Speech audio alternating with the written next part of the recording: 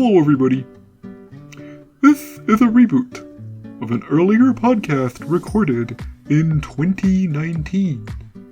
Sophie and Sin decided it wasn't up to the podcast's usual standards of quality and decided to do it again. The original version is still available on patreon.com/Sinclairlore. Have you seen Micolash? Yes, of course. He's on my wall. Fucking perfect. Oh my god. Micolash supremacy. Hi, Sophie. Hi, Sin. Hi, Bean. Hi, everyone. That's my line. You take that back. Too late, Sin. Too late. I already did it.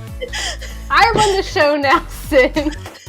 The Micolash supremacy has gotten to her head. That's right. And welcome to the Snack Covenant, episode 264. And today, we're talking about a very special Bloodborne boss with a very special guest. One of them is Micolash, and one of them is Bean, and you have to guess who's who. Micolash is here, and he's gonna talk about me. Ooh.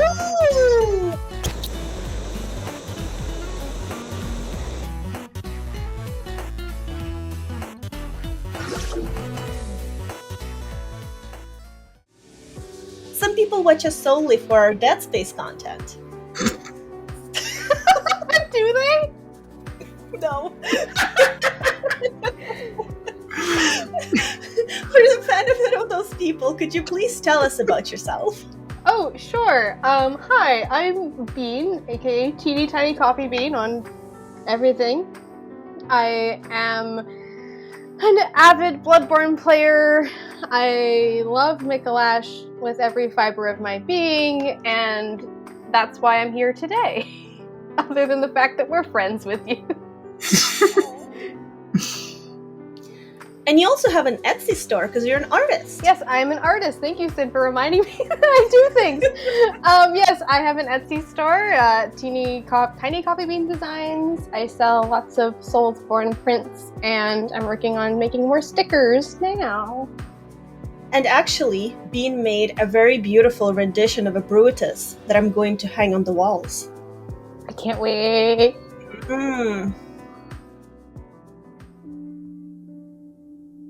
So, Bean, why do you love Micolash so much? He's just so strange. I mean, when you don't know all the ins and outs of, like, Bloodborne lore, and you are just presented with a man who's wearing a cage on his head, who runs away from you, who is a boss in a Soulsborne game, that's fucking weird. I love that shit. His whole thing, his, library, his, puppet things, I love it. It's just good stuff. It's a good time. I don't know. I didn't have a very good time. Oh, well, most people don't. But that's okay. I have a good time. I make up for everyone that doesn't have a good time. Thank you, Bean. What was your first impression of Micolash? My first impression of him was just like, what? Because my introduction to Bloodborne was watching speedrunners. I remember just watching the speedrunners go through these bosses, like these massive beasts, weird eldritch abominations, and then there's just this guy. And he doesn't seem like he should be a boss, and I think that's wonderful, first and foremost. But first impressions was, wow, look at that weird little guy. He just runs away from you. Isn't that great? Sophie, what about you? What was your first impression of Micolash? I guess, at that point in my playthrough, the nightmare stuff had started to permeate my brain a bit. Because, I played it in the first, couple of days after it came out. And I had no idea about any of the, Lovecraft nightmare stuff. I had no idea that was going to happen, and that, hit me out of nowhere like it did with a lot of people, and I was just, trying to piece everything together, and being said, you just go into this room and this man you've never seen before starts running away from you and screaming. And he's babbling all this stuff about, like, cause. And the dream, and he's called Host of the Nightmare, and at that I had no idea what the hell was going on. As much as I complain about it mechanically, it has such an interesting vibe to it, the way that, like, it's a boss fight that basically seems to exist to deliver exposition. Yeah. And tell you about the world rather than actually be much of a fight itself. Because one of the things about Bloodborne is, like, it has, in terms of quantity, like, actually much, much less text and less story delivered to you than the Souls games had before. Because there's just fewer items, they say fewer things, there's fewer NPCs.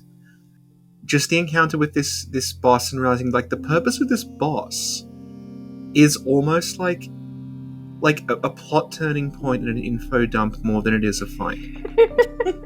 Yeah. Because we've talked before about how, like, the most interesting bosses in Bloodborne thematically are also, like, kind of the biggest clusterfucks to actually fight. Yeah. Like Rom, which, like, Rom sort of literally and metaphorically, like, turns the whole game upside down in terms of what's actually going on, but we're playing it and we're like, this is actually kind of horrible.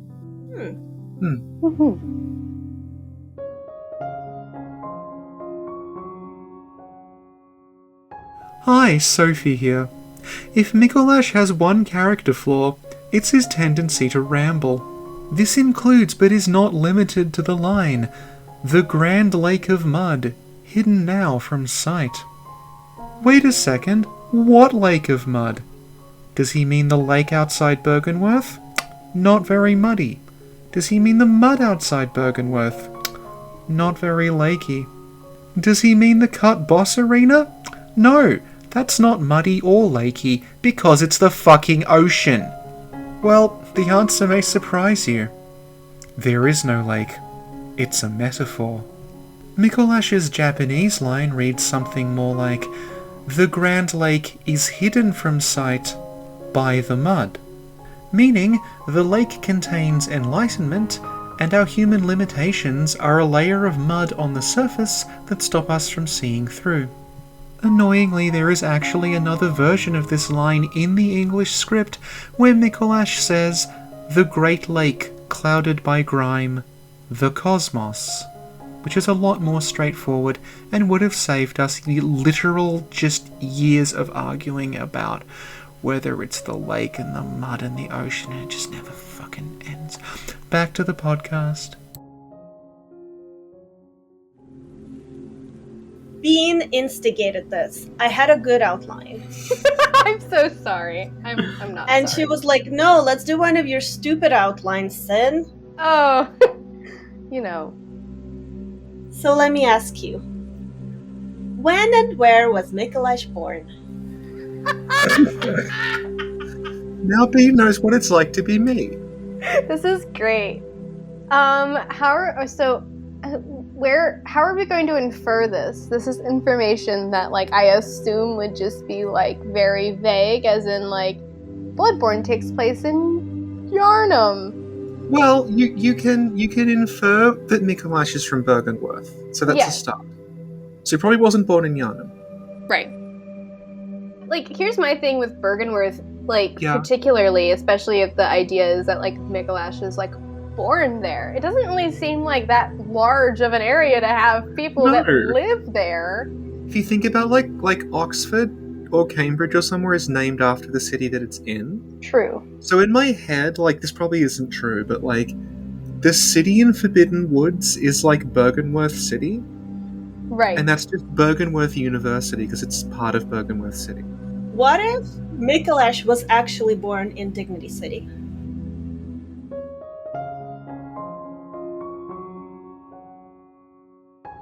Hi, Sophie here. Sin has asked me to explain exactly what Dignity City means, in case this is anyone's first time listening. Well, early on in the podcast's history, Sin was demanding that I explain the etymology of the name Byrgenwerth to her, a name that doesn't really have an etymology because it's completely made up. In a desperate attempt to end the conversation, I ended up agreeing with Sin that the word Berg meant city, and the word worth meant dignity. Therefore the name Byrgenwerth was, I guess, German for dignity city. Sin found this much, much funnier than I did, and insisted on using it as Byrgenwerth's name on the podcast ever since. As Dignity City is a constitutionally protected parody of Byrgenwerth, you can buy Dignity City merchandise using a Redbubble link on the channel. If this actually is your first podcast, I'm so sorry. Back to the podcast. What was Micolash's childhood and adolescence like? Well, bitch was fucking bullied at some point. Oh. I'm sure of it. Sophie, are you Googling Facebook to find Micolash? Like, which high Yeah, school you did find it. Micolash You go found his profile yet? Can you send it to me? I think, like, he clearly had issues with Rom. Yes. Yes. I think he's very insecure. Very the jealous type, you know, very much like, Mm-hmm. I don't like you because I'm jealous of you. Very Definitely. much like that. That bitch needs to go to therapy. Motherfucker. She needs to go to therapy.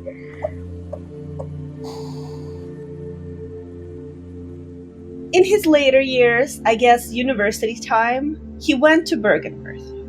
Yes. What was it like for him there? The bitch was bullied. I keep going with that.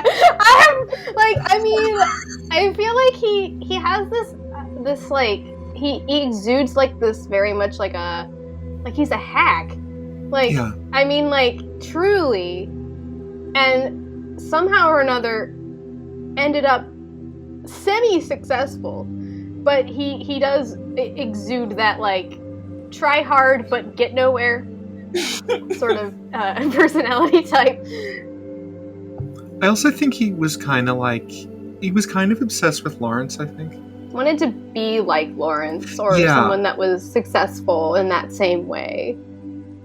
Yeah, because I feel like his whole approach was like, after everything with Lawrence went wrong, he's like, no, that was a good idea. We should do that again. Yeah, he likes that idea a lot. He likes it when shit just doesn't, like, shit hits the fan, it doesn't work, but he's like, no, it actually would, though. I just have to do it. If I were in charge. Yeah, if I were in charge, I could get this done, obviously, and then just completely fails at whatever it is. And then blames Rom. Yeah, please. Micolash and Alfred both exude like incel energy on a Yes. certain level. Yeah. They truly do, and Yeah. the difference is that one's a himbo, and one is more of that, like, mad scientist, like, archetype, but they're still, like, you know. Well-adjusted individuals. So, what was his relationship with Lawrence and Rom? Did he actually know them? Were they in the same year? Was it like an anime? It was like an anime. It was 100% like an anime. Lawrence was probably like one of the teachers, it's my assumption. Willem is in charge. And then, like, there's like senior academics under him, which would include Lawrence, and then there's the other students under them. So Lawrence was probably like, not an old crusty man, but he would probably like in his like 30s or something, and Micolash is in his 20s and he's looking up to Lawrence. Yeah, absolutely. Yeah. And then when Lawrence is like, fuck it, I'm leaving, like, his sort of like fans go with him. Yeah. Yeah. And then with Rom, I'd say, like, classmate, age, or, like, ish in that range. It seems like he knows Rom or knew Rom when she was human. So I'm only assuming that she was, like, a student at the same time. He's so jealous of her as well. Yeah, so it seems like, you know, something, like, that whole debacle was, like, another instance of, like, him not moving the way he wants, in the direction he wants to move in. Yeah, so and he's like, if it were me, yeah, it would be this would have different. worked out. Yeah. Right. So, let me ask you. Later in life, after the whole Lawrence debacle, at some point, Micolash ends up in Yahar'gul. His cult, like, runs the town. Like, I mean, motherfucker has a cult. Like, he's a cult leader. Yeah. I think it's after Lawrence disappears. Mm-hmm. Because what seems to happen is, like, after Lawrence disappears, there's, like, a schism over what the hell they're supposed to do next. And Yahar'gul and Mensis are, like, the ones who say, Lawrence had the right idea, he just didn't do it properly. So they just go to continue Lawrence's work and they do it in secret. And I think it's kind of significant that, like, Yahar'gul is connected to old Yharnam. Because it sort of seems a bit like old Yharnam might have been where Lawrence actually entered the chalices. Mm-hmm. Like, it's a mess, but, like, you can sort of, if you line everything up, it kind of makes sense. Like, if old Yharnam was the first time things got really bad, that was also probably the first time that, like, any of this shit seriously went down. So Lawrence probably went to Thumaru via the altar there. Because, like, also you have the whole thing about, like, Mensis themselves, what are they doing? They have Mergo. Mm-hmm. And they have Mergo because they went to Thumaru as well. Which we can sort of surmise is where Lawrence was going. So they're basically picking up after Lawrence. Trying to do it properly. Mm-hmm. Yeah, so that's why I think, like, okay, they probably did it in Old Yharnam because that's where Lawrence went and they know no one's going to go back there because it's been all burned out and locked up.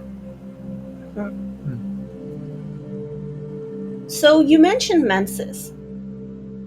So, in short, Sophie mentioned the schism between, like, what side of Byrgenwerth does what. So, like, once Lawrence leaves, there's, like, between, like, Willem and Lawrence, there's, like, different sects there. So, you get, like, the Healing Church, which would be Lawrence's section, and then Byrgenwerth, which would be old, you know, the old section, which is Willem. And then you get from like, the kind of ideology that you have from Lawrence, you end up with, like, the School of Mensis, which is essentially, like, a rogue cult at this point who thinks that they can do better than what the Healing Church is doing. Yeah. And on the opposite side of that, there's the choir. Right. Who are like, Lawrence is a fuck-up. And they weren't at Byrgenwerth because they're too young to have been there. Because they're like explicitly the choir are orphans that the church adopts when they go to Yharnam. So the choir are like, okay, this Lawrence guy has no fucking clue what he's doing. But apparently there was this other guy who also agreed that Lawrence didn't know what he was doing. So I think we should be him. And they start dressing and acting like Willem. Yeah. I love that he's, like, Willem in this regard is, like, so revered by the choir in that way. It's so funny because he's still, like, fucking there, dude. Like, he's like, go ask him. He can point at the moon for you, you know. He could give you a rune. Well, they did. That's what Yuri's doing. And I'm like, did you just find this out? I just got here. Well, they do work in research, right? Yes. Trust me, research takes a long time to get anything going, so it's actually hyper-realistic. Yeah. That's fair. I mean, yeah, like 20 years is like, that's a project. Yeah. Since they were babies. Right. I'm getting into reborn territory. I said babies.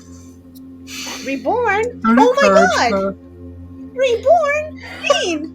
I've never loved you more than I do in this moment.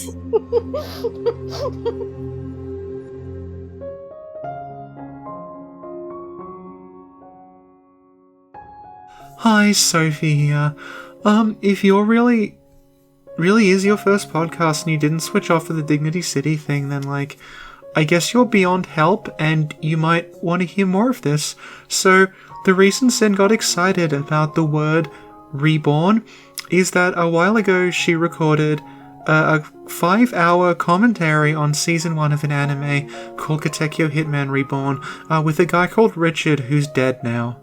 Did Reborn kill him? Find out in The Policy, an exciting true crime series available now on Sinclair Law. Back to the podcast.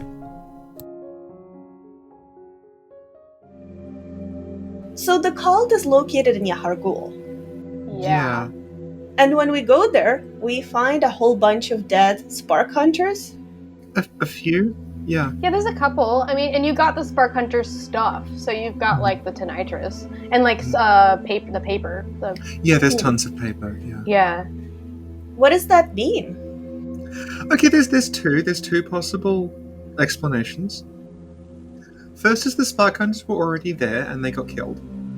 Yeah. Second is that the Spark Hunters showed up afterward to try to stop Mensis at some previous point. And they all got killed.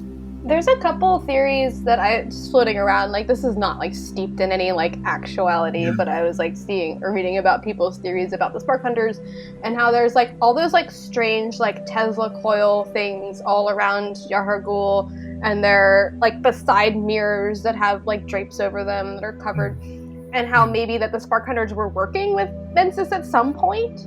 Yeah. What if Mensis are the spark hunters? That's ridiculous. Have you seen the Mensis scholars? They are capable of being shoved in a locker. Like, fully capable of getting bullied. I don't think anyone with the title Hunter is just, they're gonna be built. They're gonna be stacked. Like, you're not gonna be able to fit them in a locker, let alone try. So, Bean, are you saying that weird room where we find a whole bunch of mummified people is a locker? Yes. The event plaza is just one large high school sized locker that, like, it's bigger on the inside, it's like the TARDIS, and you just have a whole bunch of Mensa scholars in there.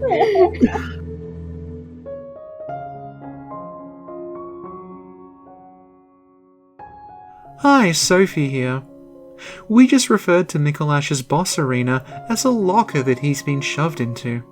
If you allow this mental image to stick in your head by thinking about it at length like I'm forcing you to now by talking about it, any impact the arena have will likely be ruined forever. But what if you wanted it that way?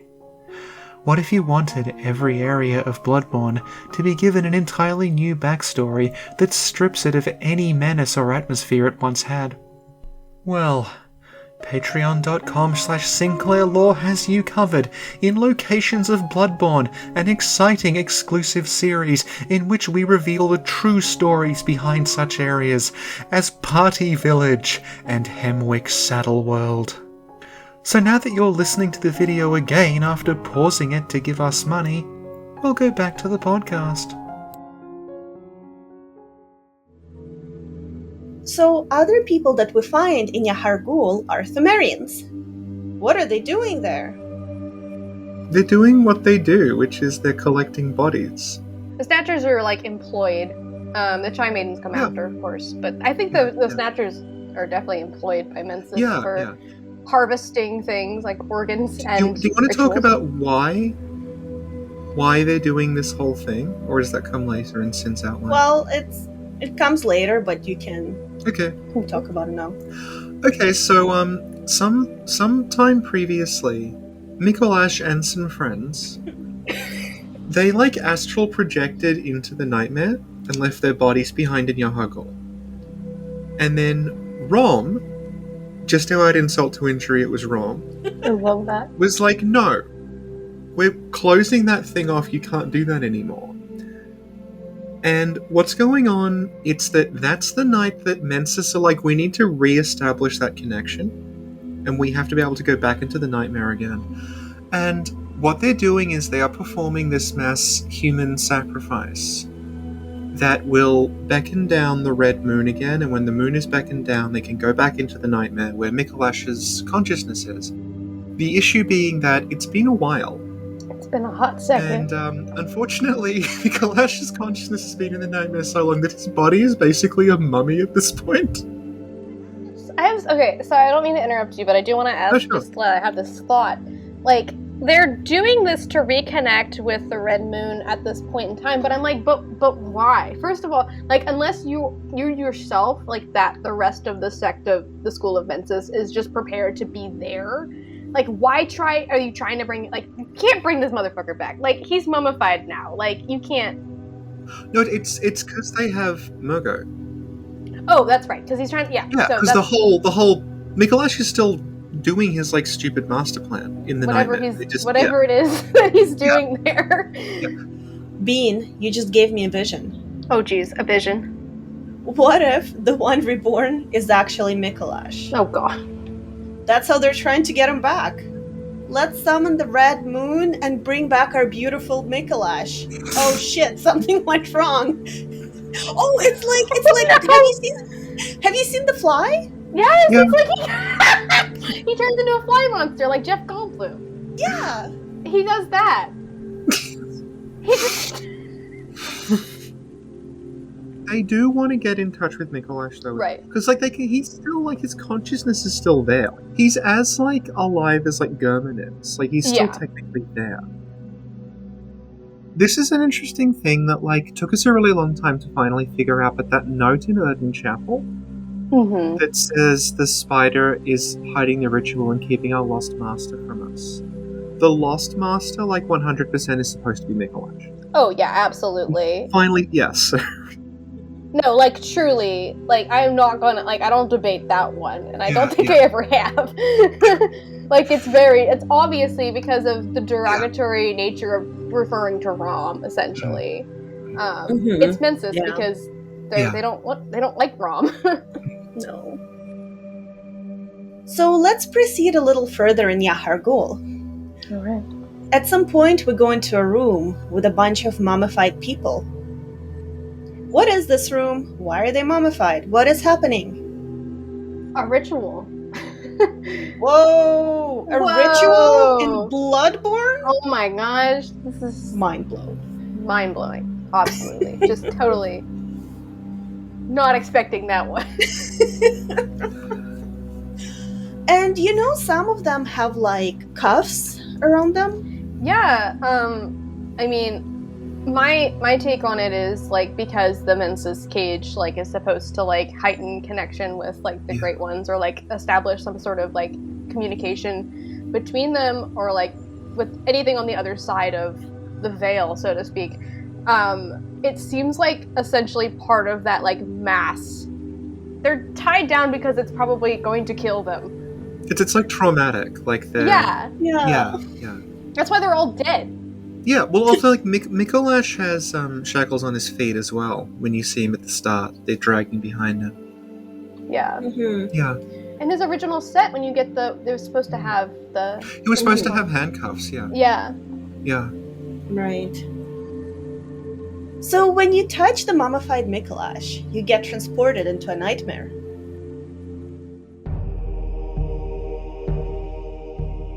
Hey, how you doing? It's Hidetaka Miyazaki here, creator of Bloodborne and some other crap. So, these assholes asked me to explain exactly how the dreams work in Bloodborne, which I thought was pretty straightforward, but this came out around the same time as that Dream Police movie, which confused a lot of people.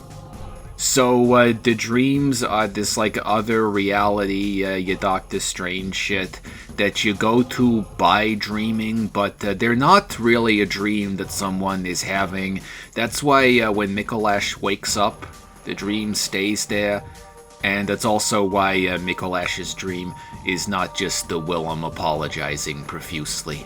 Dreams also make it very easy to reuse assets. Why is the Grand Cathedral in this game 3 times? It's a dream. Why is there a village at the top of this clock tower? It's a dream.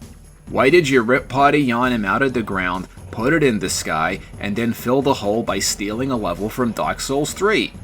Tell Yui it's a fucking dream! Back to whatever these idiots were talking about, I don't fucking remember.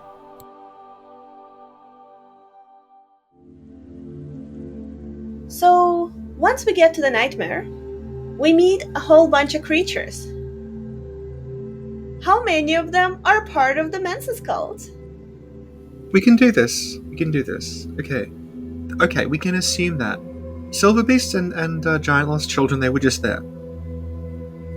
We can assume that... we kind of know for a fact the brain was just there. Because they make a point about Mensis found the brain. Yeah. Yeah. The people wearing silver on the run-up to Micolash, they're called Mergo attendants, they're presumably looking for Mergo. So they presumably, like, they followed Micolash in, essentially. They were like, oh, okay, here's where we go. This is where our prince is, we have to get him back. The Shadows of Yharnam also, they've come to look for Mergo. The only thing where it's not kind of clear who was on what side is the spiders. Mm-hmm. Because the spiders have they have human heads, right? Yeah. And if you look at, like, Patches is, again, like, no one explicitly says this, but it's kind of clear from where he is and what he does. He's from Bergenworth. Mm-hmm. Patches is like a scholar who went mad and turned into a spider. And because it's the same kind of creature, like, it's literally just Patches with a bowl cut, it's like, are the spiders in Mensis's nightmare? Is that Mensis? Like, are they people from Mensis who went mad and turned into spiders? Or are they the remnants of the people of Lauren who went mad and turned into spiders? Because it could go either way. Yeah, they're inside the loft, so it's kind of like that. They're inside the loft that leads to where they found the brain. Yeah.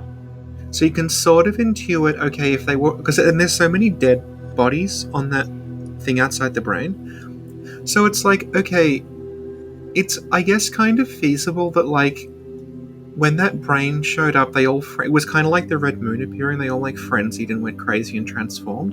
And, like, the ones immediately next to the brain just died, and then the ones that were further away became the spiders. Like, that's, like, doable. But the whole thing about that structure that you find, that castle, is that the layout of the castle mirrors the layout of the cathedral in the waking world. Like, not one-to-one, but the way that it's like the two, like, sections with the big glowing thing in the middle. It's kind of like the tower. You can sort of intuit that that castle thing was the Lauren equivalent of the Grand Cathedral. It's where the academics of Lauren and the medical church of Lauren was set up, and that's ultimately the place that, like, destroyed them, and that's why it's remembered. So if that's true, then the spiders could just be, like, the remnants of Lauren's equivalent of the Healing Church. Because they're roughly, if you, like, try mapping it, they're kind of where Upper Cathedral Ward would be. If you imagine that, like, the Mensis Castle is the cathedral. So they could be either. It's confusing because they reuse Patch's model. I know, they use them in the chalices, too. Yeah. It gets confusing. Yeah. Other than, like, those particular creatures, I think that if we're moving a little bit further in, or past the attendants, you end up with the dog crows, crow dogs. Spider pig. Spider pig.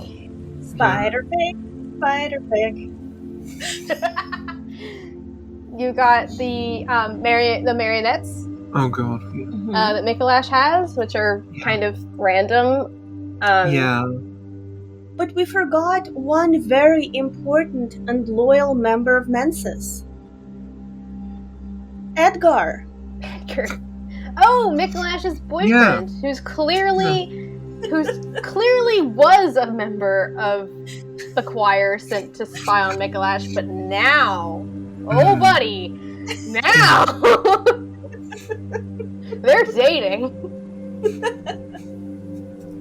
This is canon in my heart. Of course. So we see Queen Yharnam outside the room where we find Mergo. So in case somebody wasn't paying attention earlier because they tuned out, can't imagine why. Could you please explain what's happening with the whole situation with Mergo, Queen Yharnam, and Micolash? Way prior to the events of the game.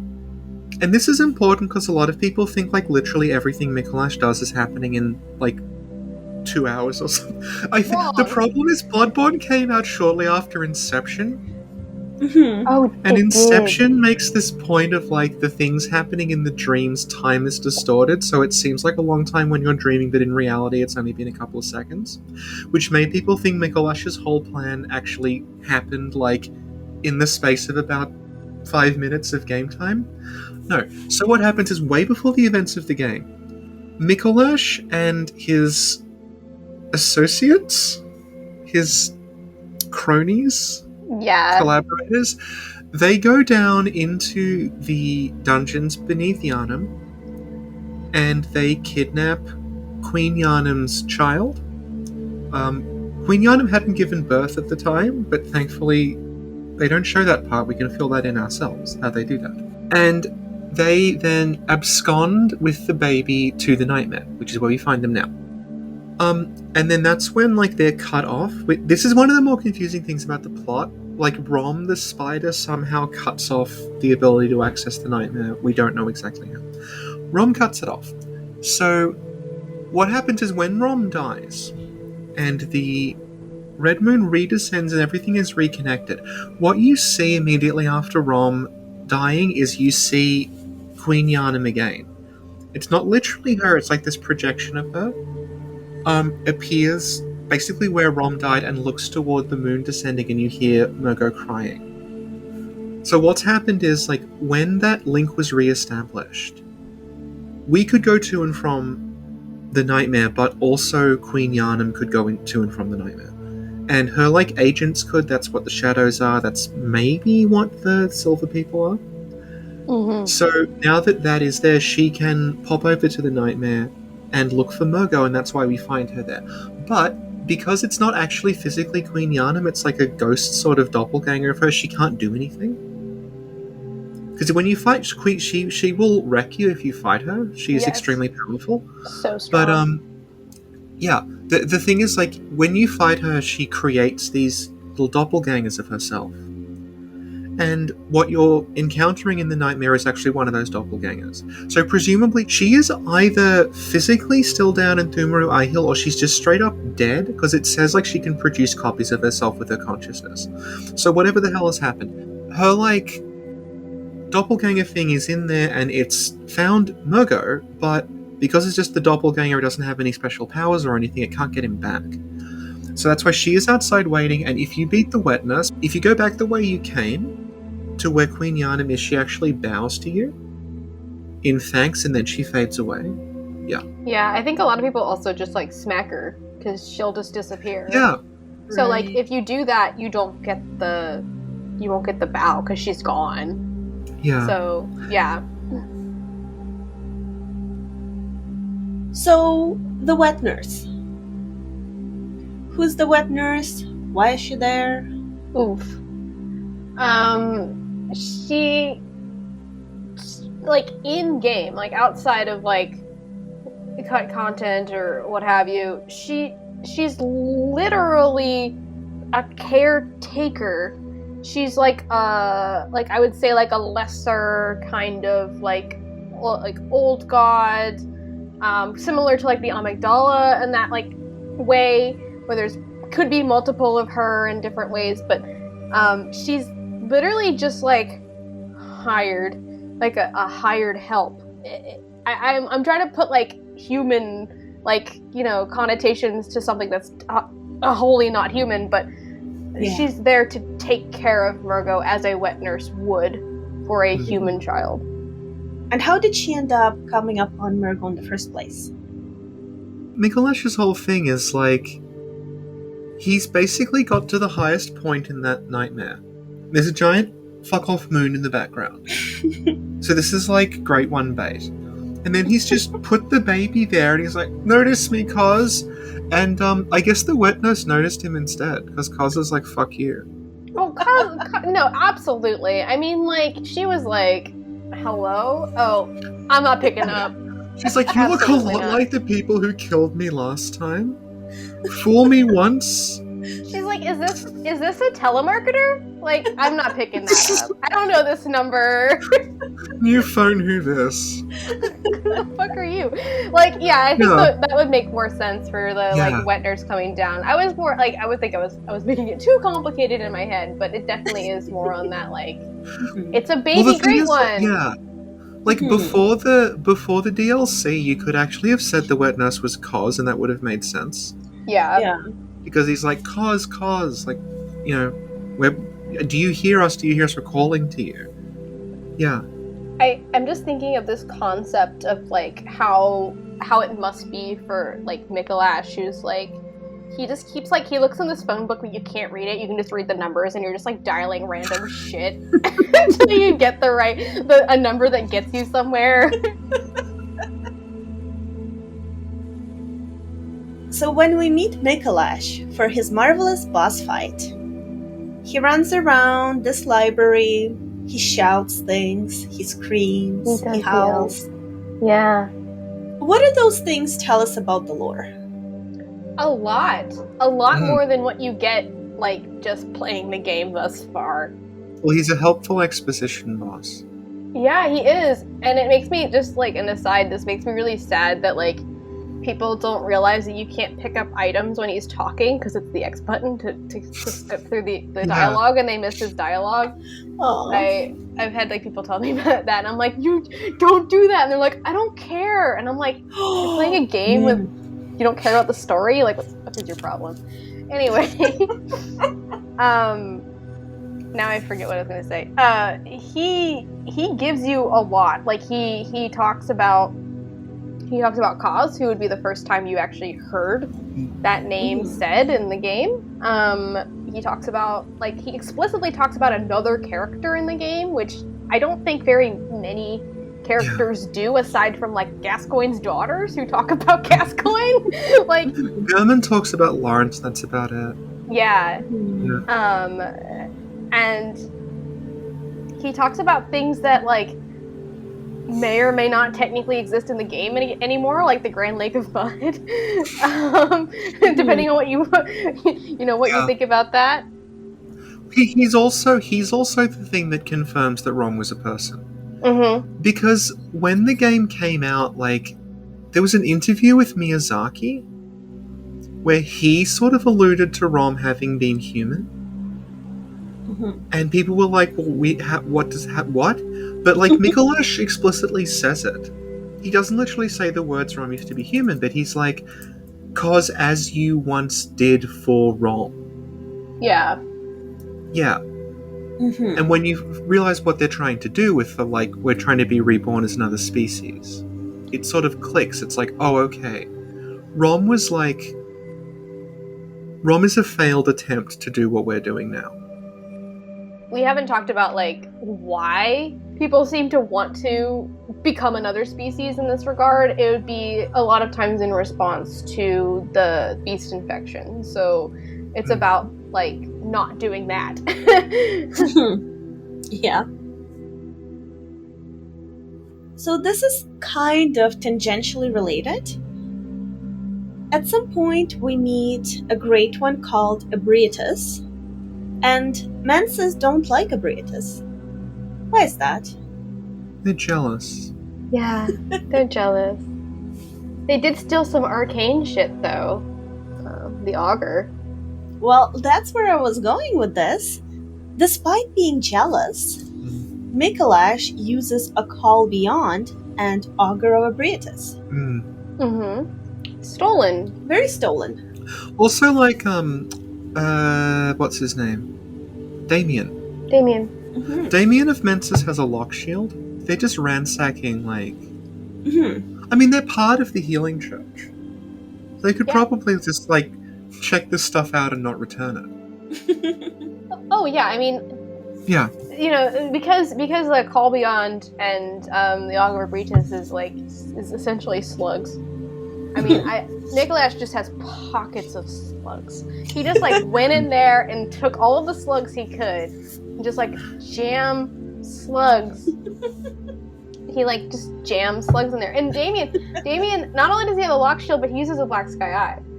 Mm-hmm. Which is awesome, first of all.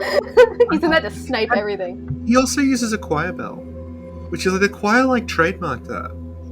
And he still uses it.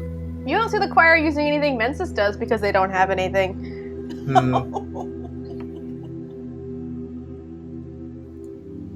So let me ask you one last question. After everything we talked about today, and all the information we have, did Micolash succeed in his mission? Well, he didn't get there all the way. If his mission was to become something that's like Rom but did it better, one-upping, so to speak, no, because we come into his house and kill him. Yeah. I think, like, I mean, they're all academics. So he submitted this, and his conclusion was that, like, further research was needed. I think he could pass with corrections.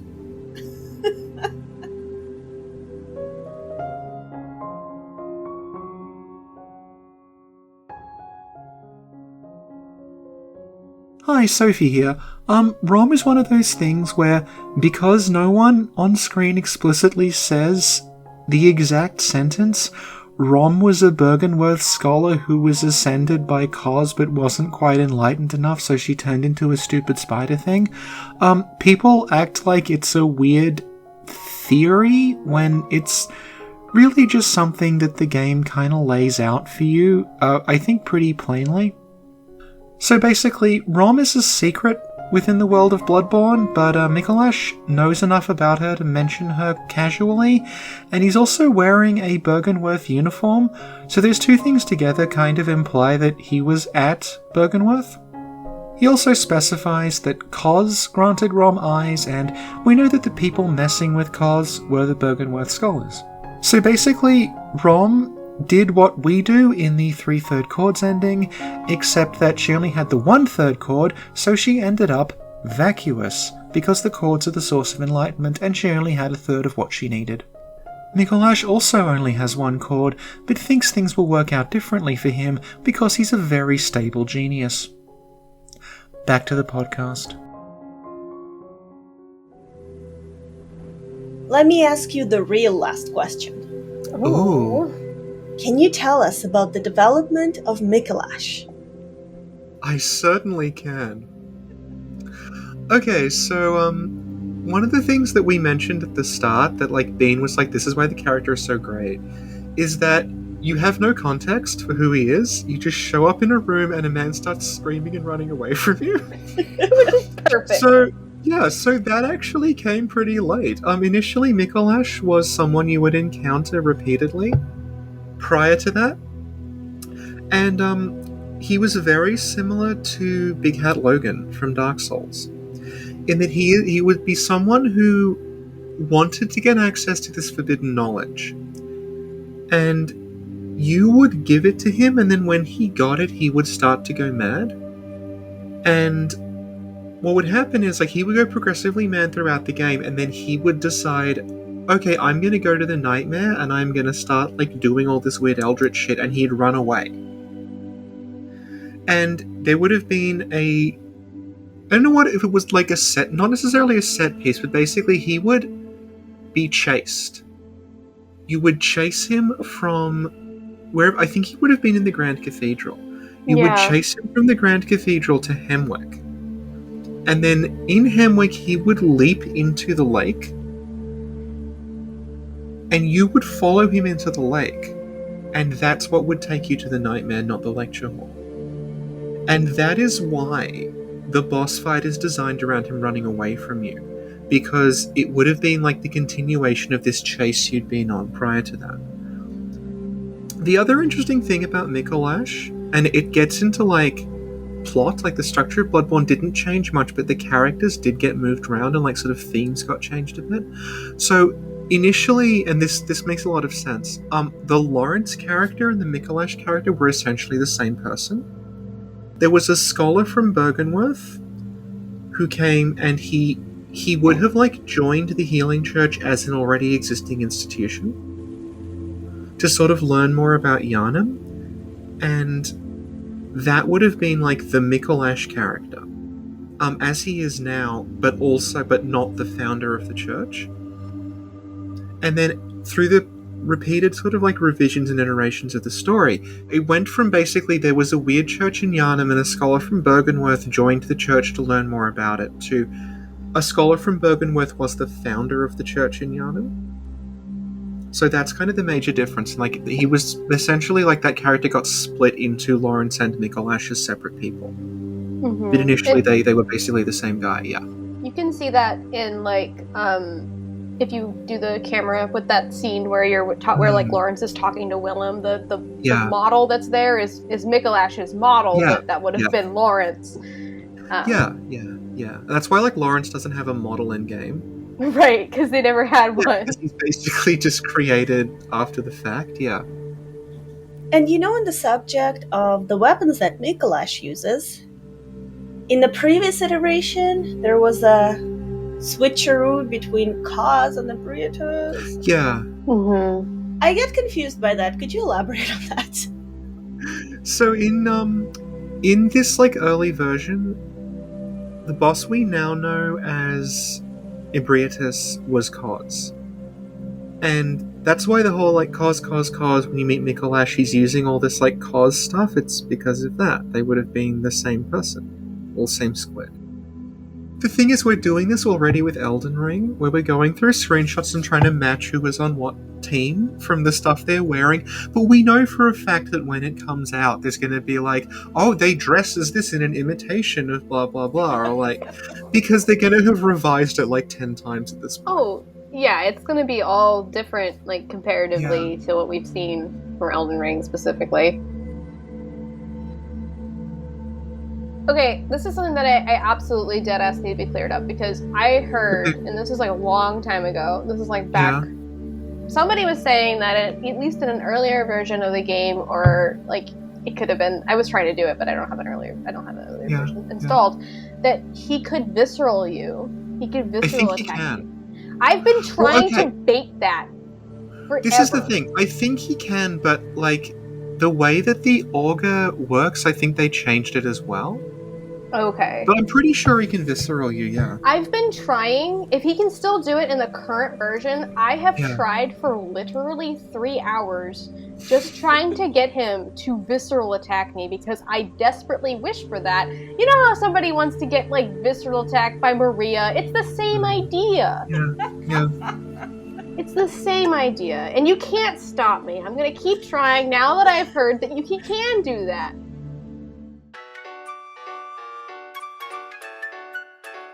Sophie, do the outro.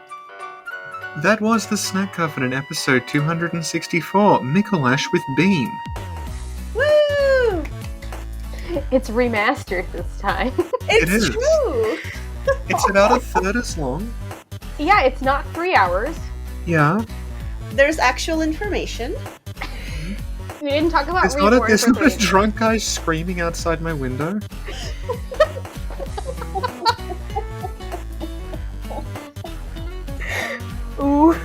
Oof. And Dean, if people want to find you on social media, where should they look for you? They should find me on Twitter. I'm Teeny Coffee Bean. You can find me on Instagram. It's Teeny Tiny Coffee Bean. And you can find me on Twitch, which is also Teeny Tiny Coffee Bean. I stream sometimes. I'm playing Pokemon Black right now. I have a Tepig named Baconator, if you're interested in seeing that. And I have an Etsy, like I mentioned at the very beginning. It's Tiny Coffee Bean Studios, and I have Soulsborne prints and Pokemon prints and all kinds of stuff. Yeah, and they're beautiful. Aw, thank you. Oh, very cute. Okay. Well, Bean, thank you so much for coming on. We really appreciate it. Oh, it's a pleasure. It's always a pleasure. Oh. Thank you, Sophie. Thank you, Sin. Thank you, Ben. Thank you, Sin. Thank you, Sophie. Thank you, Sin. Yes, thank yourself.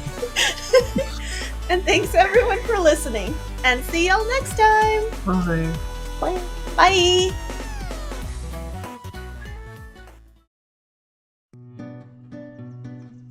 Well, that concludes their discussion of Micolash. But you may be thinking to yourself, they left out the most important part. They never mentioned his hat. But fear not, Micolash's hat will return in Micolash Part 2, The Hats of Bloodborne, Part 1. Now, please stay tuned for some fun Micolash facts. Micolash uses the same model as the player, which means you can make your own entirely accurate Micolash using sliders available at the Bloodborne Wiki. Micolash is possibly named after the man who designed the Prague astronomical clock, whose name was Micolash. If you play the game unpatched, Micolash's mirror teleport doesn't quite work and he falls out of the sky instead. There are 2 different cutscenes depending on whether Micolash is defeated in or out of the dead-end room he is heading for. The Mad Ones, summoned by the Witch of Hemwick, are present in Micolash's arena, just never turned on. Micolash has 2 voice actors. Nobody knows why. One is probably the Scream, though. And despite everyone on the podcast being very mean and calling him a weedy nerd, Micolash has 50 strength. I hope you learned something new about Micolash.